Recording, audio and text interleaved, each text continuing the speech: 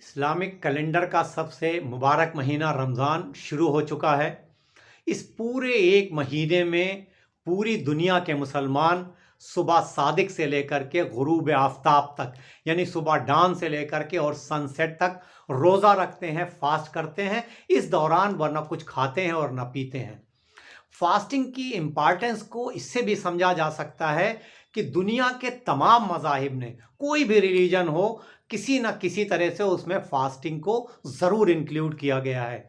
और हर पूरी दुनिया के सारे अलग अलग मज़हब के मानने वाले वो अपनी अपनी जो उनकी रिलीजियस बिलीफ है, जो उसकी धार्मिक मान्यताएं हैं, उनके अनुसार वो रोज़ा रखते हैं, फास्ट करते हैं। और इस्लाम में यह रमज़ान का पूरा एक महीना फास्टिंग के लिए मुकर्रर किया गया है और ये रोज़ा हर बालिग मर्द और औरत पर फ़र्ज़ है। पिछले कुछ सालों में साइंस ने भी ये प्रूफ किया है कि हमारे जिस्म के लिए फास्टिंग के बेइंतहा फ़ायदे हैं। जब हम रोज़ा रखते हैं, रेस्ट देते हैं अपने शरीर को, कुछ खाते पीते नहीं हैं, तो हमारा शरीर नया होने लगता है, हील होता है अंदर से।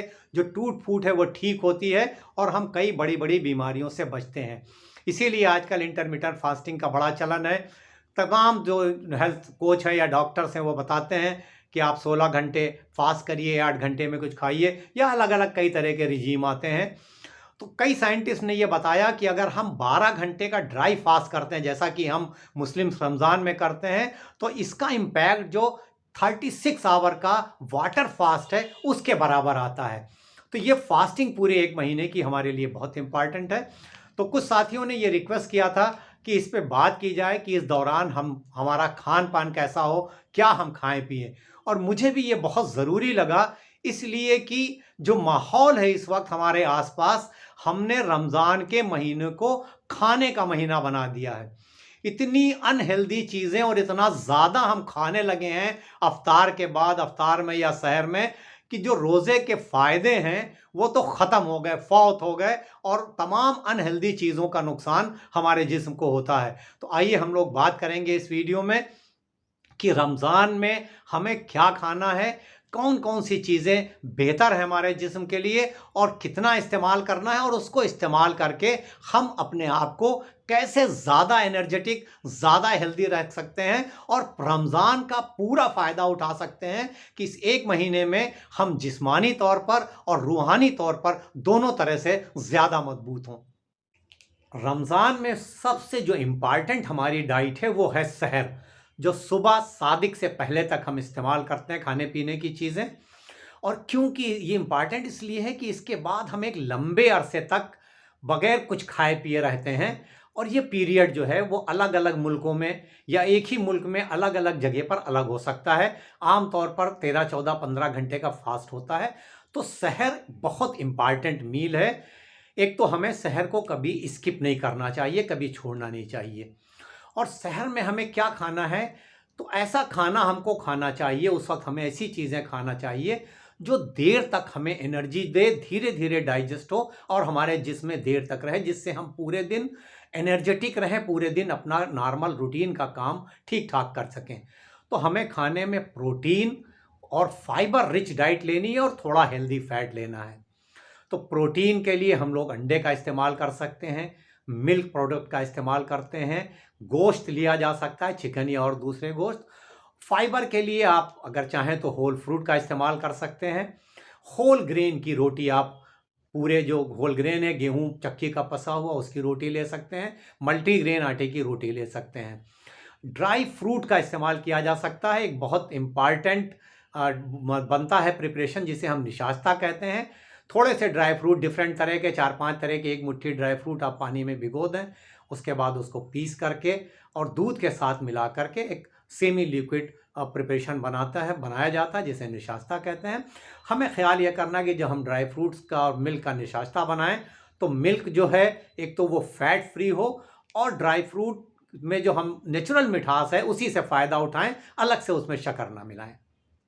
तो जब हम सहर के लिए उठें तो शुरुआत हम 1 से 2 खजूर से करें, 1-2 गिलास पानी से करें, और उसके बाद हमें जो पसंद है इसमें से खाएं।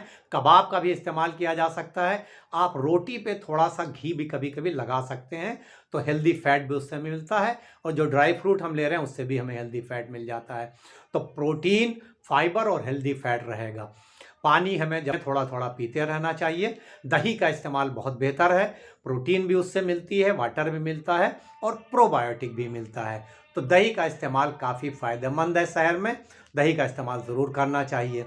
और पूरे दिन हमें प्यास ना लगे, इसके लिए हम ये कर सकते हैं कि हम 1 गिलास पानी में 1 चमचा बेसिल सीड, सब्ज़ा का जो सीड है, एक इसको थोड़ा सा 1 चम्मच उसको लेकर के 1 टीस्पून किसी कटोरी में भिगो दें। वो फूल के ज़्यादा सा हो जाता है, उसमें से 1 या 2 चम्मच हम 1 गिलास पानी में घोल करके और उसको सहर के टाइम पी सकते हैं। या हम ये भी कर सकते हैं कि हम 1 गिलास पानी में 1 टीस्पून चिया सीड घोल के पी सकते हैं। तो उससे हमें अच्छा फाइबर भी मिल जाता है और वो हमें दिन भर प्यास से भी बचाने में मदद करता है। तो हमारी सहरी ज़रूर होनी चाहिए, और जो मैंने आपको प्लान बताया इस तरह के होना चाहिए। बहुत से लोग कहते हैं भाई सहरी में मैंने 2 रस्क ले लिया और 1 चाय ले ली। इस तरह की चीज़ें नहीं लेना चाहिए। कार्बोहाइड्रेट सिंपल आप लेंगे, फ़ौरन डाइजेस्ट हो जाएगी और उसके बाद फिर आपको भूख लगेगी। तो इसलिए आपको प्रोटीन रिच लेना है। सहरी में ख़ास तौर पर ख्याल रखें कि कैफ़ीन का इस्तेमाल, कॉफ़ी या चाय का इस्तेमाल ना करें, तो ये ज़्यादा बेहतर होगा। और अब रमज़ान के दूसरे इम्पॉर्टेंट मील की बात, जिसे हम अफ्तार कहते हैं। अफ्तार वो टाइम है जिसमें सबसे ज़्यादा बदपरहेज़ी होती है और हमारे दस्तरखान पे तमाम तरह की डीप फ्राइड चीज़ें, तमाम रंग बिरंगे शरबत जिनको बहुत नेचुरल बताया जाता है, वो मौजूद होते हैं। और ये सारी चीज़ें बहुत ही नुकसानदेह होती हैं हमारी सेहत के लिए, हमारे जिस्म के लिए। तो अफ्तार का बेहतर तरीका ये है कि हम 1 से 2 खजूर और 1 गिलास पानी से अफ्तार करें। पानी नींबू पानी हो सकता है, हम उसमें थोड़ा सा नींबू मिला सकते हैं। और पूरे दिन में जो हमारे जिस्म में पानी की कमी हुई हो, उसको दूर करने के लिए फ्रेश होल फ्रूट सबसे बेहतर होते हैं। तो हमारे आसपास जो सीज़न के ताज़े फल मिल रहे हों, हम वो 4-5 तरह के फल ले लें और उसको काट के एक फ्रूट चाट बना लें, और 1 कटोरी फ्रूट चाट का इस्तेमाल किया जा सकता है। फ्रूट चाट बनाने में ख़्याल ये रखना है कि उसमें अलग से कोई शुगर या साल्ट ना मिलाया जाए। तो खजूर, नींबू पानी या पानी और ये फ्रूट चाट, इससे अफ्तार करना बेहतर है। किसी तरह का कोई शरबत, चाहे वो जितना नेचुरल बताया जा रहा हो, चाहे जिस कलर का हो, इस्तेमाल नहीं करना है।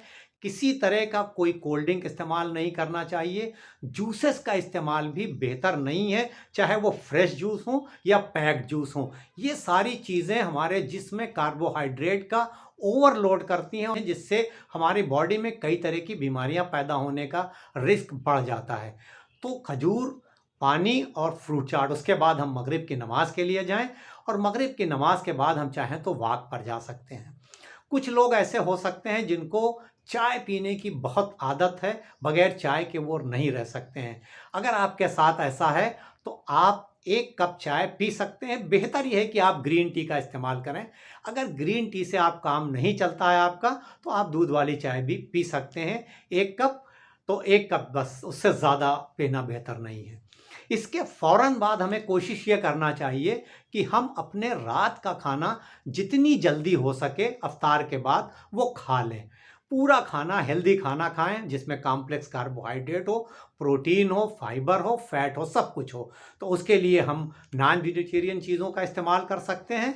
जो हमें पसंद हो, गोश्त, अंडा, मछली, उसका इस्तेमाल हो सकता है। होल ग्रेन की रोटी है। जो वेजिटेरियन चीज़ों में हम दाल का इस्तेमाल कर सकते हैं, पनीर का इस्तेमाल कर सकते हैं, चावल का भी थोड़ा इस्तेमाल किया जा सकता है, और ढेर सारा सलाद चाहिए जिससे हमें अच्छा फाइबर मिले। तो एक बैलेंस डाइट हम जितनी जल्दी हो सके अफ्तार के बाद वो ले लें, तो ये ज़्यादा बेहतर है। खाने के बाद थोड़ा थोड़ा हमें पानी का इस्तेमाल करते रहना चाहिए। और जब हम इशा की नमाज़ और तरावी की नमाज़ के लिए जाएं, तो कोशिश करें कि हम अपना पानी लेके जाएं और बीच बीच में हम थोड़ा थोड़ा पानी पीते रहें, जिससे जो पूरे दिन में हमारे जिस्म में पानी की कमी हुई थी, वो पानी की कमी पूरी हो सके।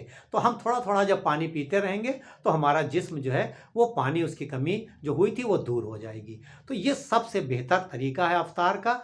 डीप फ्राइड चीज़ें, तली भुनी चीज़ें, बाज़ार की चीज़ों का इस्तेमाल बिल्कुल भी बेहतर नहीं है। ये जिस्म को नुकसान करती हैं, और इसीलिए आपने देखा होगा कि कई लोग ऐसे हैं जिनका वेट रमज़ान में बढ़ जाता है, जिनको फैटी लीवर हो जाता है, इसलिए कि वो इसी तरह की अनहेल्दी चीज़ें खाते हैं और बहुत ज़्यादा खाते हैं। तो हमें हेल्दी खाना खाना है और लिमिटेड क्वांटिटी में खाना है। तो ये अफ्तार का बेहतर तरीका है जो हम लोगों ने डिस्कस किया। रोज़े में एक और बात का ख्याल रखना है कि हमें, जैसा मैंने अभी बताया आपको, कि अफ्तार में थोड़ा जल्दी करना है, जैसे ही वक्त हो फ़ौरन अफ्तार करना है, और रात का खाना जितनी जल्दी हो सके अफ्तार के बाद खाना है, और सहर को थोड़ा लेट करना है, ताख़ीर करना है, उसमें आखिरी वक्त में सहरी ज़्यादा बेहतर है। ये सुन्नत का भी तरीका है और साइंटिफिकली भी ये प्रूवन है कि जब हम इस तरह का रूटीन रखते हैं तो ये हमारे जिस्म के लिए ज़्यादा बेहतर साबित होता है।